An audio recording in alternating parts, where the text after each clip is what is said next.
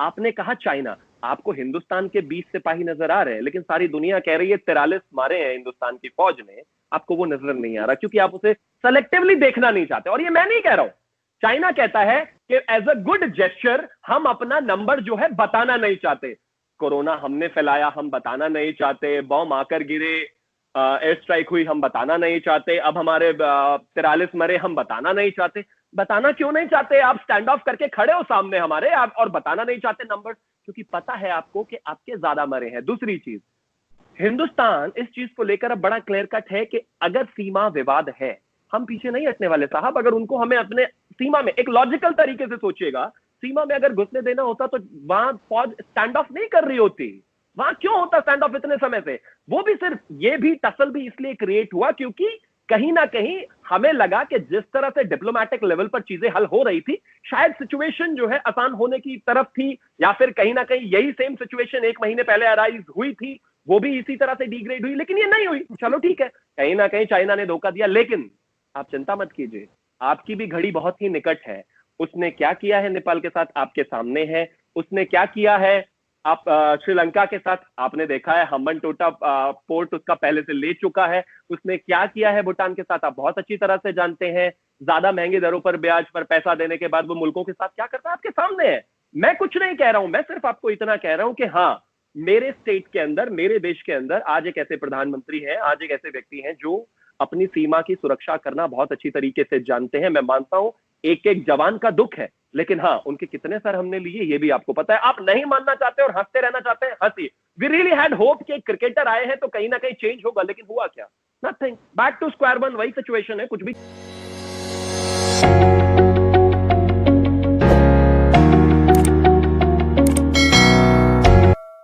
मसला शुरू हुआ है जब पिछले साल अगस्त में हिंदुस्तान ने आर्टिकल 370 और 35A और वो तब्दील किया। तब चाइना ने भी वार्न किया था और पाकिस्तान ने भी किया था कि ये एक डिस्प्यूटेड टेरिटरी है और ऐसा ना किया जाए। मगर हिंदुस्तान ने उसको सीरियस ना लिया और धमकियाँ देना शुरू कर दी, जिस पे चाइना लद्दाख में अब आ गया हुआ है जो कश्मीर ही का हिस्सा है। और कश्मीर का मसला जब तक रिजोल्व नहीं होगा इस रीजन में किसी सूरत अमन नहीं आ सकता। और कश्मीर का मसला सिर्फ एक ही तरह हल हो सकता है कि अगर हिंदुस्तान मान जाए और यूनाइटेड नेशन की जो रेजोल्यूशन है वो इम्प्लीमेंट की जाए। फर्ज करें हम फर्जी लिहाज से एक दूसरे को ताने देते रहेंगे, बातें करते रहेंगे, मगर उसका कोई मतलब नहीं है जब तक एक्चुअल चीज़ नहीं हो। हकीकत पसंदाना गुफ्तगू करें पाकिस्तान के साथ भी और हिंदुस्तान चाइना के साथ भी सीरियसली कहे और जो डिस्प्यूट्स हैं उनको माने। और वो डिस्प्यूट का एक ही हल है, जैसे यूनाइटेड नेशन है उसकी रेजोल्यूशन के मुताबिक कश्मीर का मसला हर सूरत हल होना चाहिए। नहीं तो यही जंग कहीं और ले जाएगा और दुनिया इसको कहीं और वर्ल्ड वॉर में ये कन्वर्ट हो जाएगी। जी त्यागी साहब, आप रिप्लाई करना पसंद करेंगे? जहां तक मामला कश्मीर का है, हम उसको अपना एक इंटेग्रल पार्ट मानते हैं और वो है भी, और हमने उसमें 370 एब्रोगेशन और 35A एब्रोगेशन कर दी।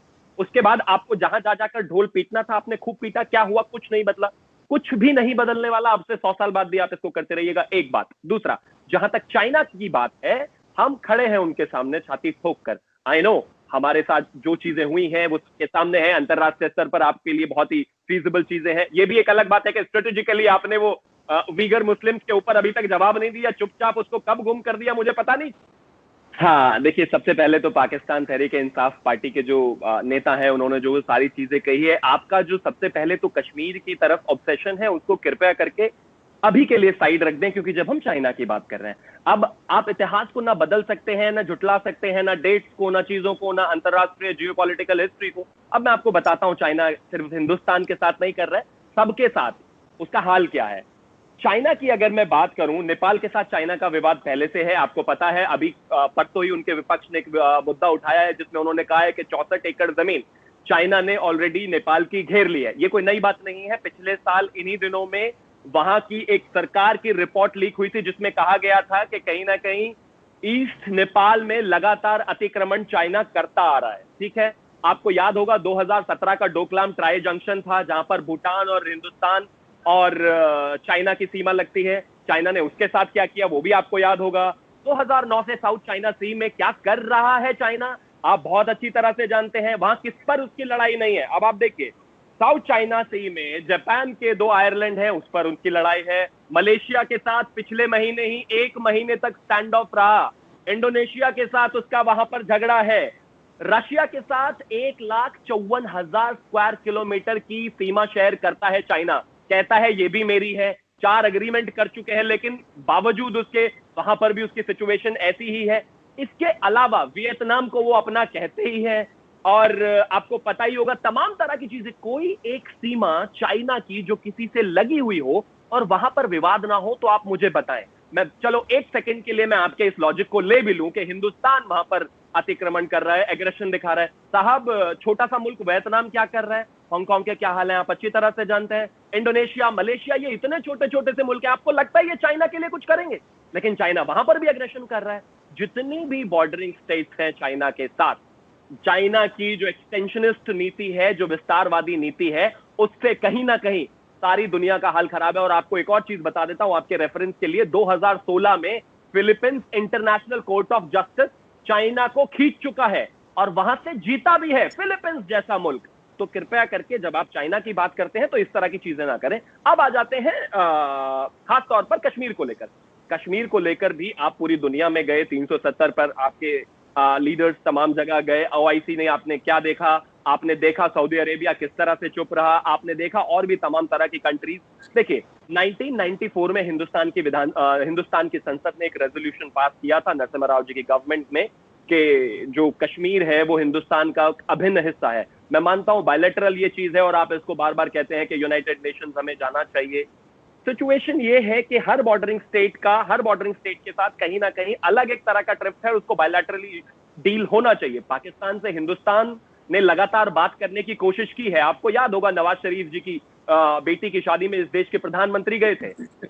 और इसके अलावा भी मैं एक चीज आपको बता देता हूं आरजू जी, सिचुएशन ऐसी है कि अगर मैं आपसे कहूं कि मुझे आपसे दोस्ती करनी है लेकिन खंजर मेरे हाथ में हो, छुरी मेरे हाथ में हो, तो वो दोस्ती नहीं चल सकती। वो जो आतंकवाद है वो छुरी है, जब तक वो साइड से इरेडिकेट नहीं होगा, वहां से नहीं हटेगा, किसी भी तरह की दोस्ती होना पॉसिबल ही नहीं है। आप उसको हटा दीजिए, चीजें अपने आप बेहतर हो जाएंगी। अटल जी ने कहा था कि आप कुछ भी बदल सकते हैं, अपने पड़ोसी नहीं बदल सकते, आप दोस्त भी बदल सकते हैं लेकिन पड़ोसी नहीं बदल सकते। मैं कहता हूं 2 मुल्क आगे जाकर बेहतर कर सकते हैं, लेकिन जो सिचुएशन है और आतंकवाद की वजह से जिस तरह से एक ट्रिप पैदा हुआ है इंटरनेशनली, अपने आप में बहुत परेशानी का सबब।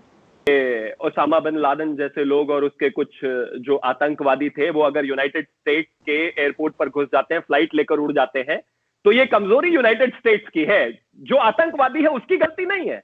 अगर मेरे घर में कोई दीवार तोड़ के घुस जाता है और दीवार टूट जाती है, तो गलती जो है घर वाले की, उसने दीवार कमजोर बनाई, जो घुस के आया चोर, उसकी कोई गलती नहीं है। आप इसको ऐसे जस्टिफाई कर रहे हैं, विच इज एब्सोल्यूट ब्लंडर। 1 दूसरा, अगर आपने बात किया अभी इसके इस संधि में फिलीपींस वाले में, चाइना ने इसलिए कॉन्टेस्ट वहां पर नहीं किया क्योंकि उनको पता था वो गलत है। जापान के साथ भी उनके 2 बंदरगाहों का चल रहा है, 2 जो उसके साथ क्या वहां पर भी सिचुएशन ऐसी है, वियतनाम के साथ भी यही चल रहा है। खैर, इसको साइड रखते हैं। दूसरा, आपने जो कहा ऑपरेशन लीगलाइज कर दिया हमने कश्मीर में, 1946 में जब कबायलियों को बैक करके पाकिस्तान ने आजाद कश्मीर जिसे आप कहते हैं उस पर कब्जा कराया था, उससे पहले मैं आपको बता देता हूं लॉर्ड माउंटबेटन के साथ में एक सामने बैठकर उसकी प्रेजेंस में एक ट्रीटी हुई थी, जिसमें हिंदुस्तान को पाकिस्तान को करीब 75 करोड़ रुपए देने थे। 25 करोड़ एडवांस दे चुके थे। बावजूद उसके आपने जिसको आजाद कश्मीर कहते हैं कब्जा कर लिया था हिंदुस्तान ने, फिर भी 55 करोड़ रुपए दिए थे, क्योंकि we wanted to get go ahead with the treaty, because at least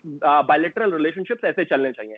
और अब आप कहते हैं कि दुनिया हमारे साथ नहीं खड़ी। मुझे लगता है आप माइक पॉम्पियो का बयान शायद आपने सुना नहीं, जब वो लगातार कह रहे हैं कि चाइना जिस तरह से साउथ सी में लिंक में जाकर कर रहा है ऑपरेशन, हम उसका जवाब देंगे, वहां पर फौज आएगी। शायद आपने ये भी नहीं देखा कि रशिया S-400 ऑलरेडी हिंदुस्तान को दे रहा है, हमारे डिफेंस मिनिस्टर वहां पर गए थे। शायद और भी तमाम तरह की चीजें आप नहीं दे रहे हैं। आपके साथ कौन खड़ा है? जब ये 370 एब्रोगेशन हुआ और 35A एब्रोगेशन हुआ, कौन था आपके साथ? वही रियल टेस्टिंग टाइम था ना, कोई नहीं था। और दूसरा, चला बट इट्स ओके, मैं आपकी पॉलिटिकल परेशानी समझ सकता हूं, आप पॉलिटिकल व्यक्ति जरूर है, लेकिन कम से कम एक शब्द तो बोल दीजिए ना। मुसलमान तो सब जगह का मुसलमान होता है। और एक और चीज मैं आपको बताना चाहता हूं, आप जो कहते हैं ना कि मुसलमानों ने 1000 साल तक राज किया, उस राज में आप गुलाम थे, मैं भी था, क्योंकि हिंदुस्तान जब एक था सभी गुलाम थे। वो जो उन्होंने राज किया ना, उनसे आपका कोई संबंध नहीं है। आप यहीं के थे, जिसे पाकिस्तान कहते हैं। पहले जो हिंदुस्तान का था, आप और आपके दादा परदादा और उनके परदादा, मुझे अपनी 10 जनरेशन का नाम पता है, वो सब यहीं के थे, गुलाम थे। तो कृपया करके जो इस तरह के लोग हैं उनको अल्यूर करना बंद कीजिए। ये आपके लिए भी गलत है। सिर्फ धन के नाम पे किसी को बड़ा कर देना, जिसने आपके ऊपर आपको गुलाम बनाकर रखा हो, वो कहां तक सही है। मैं सिर्फ इतना मानता हूं कि चाहे वो हिंदुस्तान हो, चाहे वो पाकिस्तान हो, चाहे कोई और भी जगह, सब धर्म सब जगह रहने चाहिए। सबके अपने अपने इश्यूज जरूर है, कोशिश रहनी चाहिए कि ठीक हो। लेकिन हाँ, इतना जरूर है, एक सबसे बड़ी प्रॉब्लम जो सिर्फ मेरी नहीं है, जो मुदस्सिर ने कहा वही वाली लैंग्वेज बोली जो वेस्टर्न वर्ल्ड कभी मानता नहीं था आतंकवाद को, कि हो सकता है इनकी ये इंटरनल प्रॉब्लम हो हिंदुस्तान की। हमारी इंटरनल प्रॉब्लम कहां हो सकती है सर? कहां कहां तक आपने देखा है? आज तो वेस्टर्न वर्ल्ड भी नहीं बचा हुआ, और कहीं ना कहीं आप ही लोगों को हर कोई अकाउंटेबल ठहराता है। और आपके यहाँ इसलिए नहीं होता क्योंकि मेरे ही घर में अगर चोर है तो चोरी थोड़ी होगी सर। लेकिन हाँ, इतना जरूर है, अगर आप विल के साथ आगे बढ़ेंगे तो हाँ, ये चीज आज नहीं तो कल सुधरेगी। क्योंकि सभी मुल्कों को कहीं ना कहीं, मैं ज्यादा क्रिटिसिज्म में नहीं जाना चाहता, सभी मुल्कों को कहीं ना कहीं एक प्रॉस्परस हैप्पी लाइफ देने की जरूरत है अपनी जनता को। आप भी वही कीजिए, मेरी सरकार भी वही कर रही है। जहां तक बात बॉर्डर सिचुएशंस की है, कहीं ना कहीं ज्यादा बेहतर होगा कि जो आदमी कर्ज देकर कंट्रियां कब्जा लेता है, पोर्ट कब्जा लेता है, उससे दूर रहेंगे तो ज्यादा बेहतर होगा। बाकी आपकी मर्जी।